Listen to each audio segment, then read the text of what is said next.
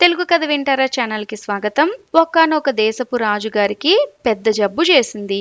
తన జబ్బు నుంచి బయటికి పడితే నగరంలోని సన్యాసులందరికీ ఒక్కొక్కరికి ఒక బంగారు నాణం చెప్పున ధర్మం చేస్తానని ఆయన మొక్కుకున్నాడు. తరువాత కొద్ది రోజులకే ఆయనకు వ్యాధి నిమ్మళించింది. ఆరోగ్యం చక్కబడింది.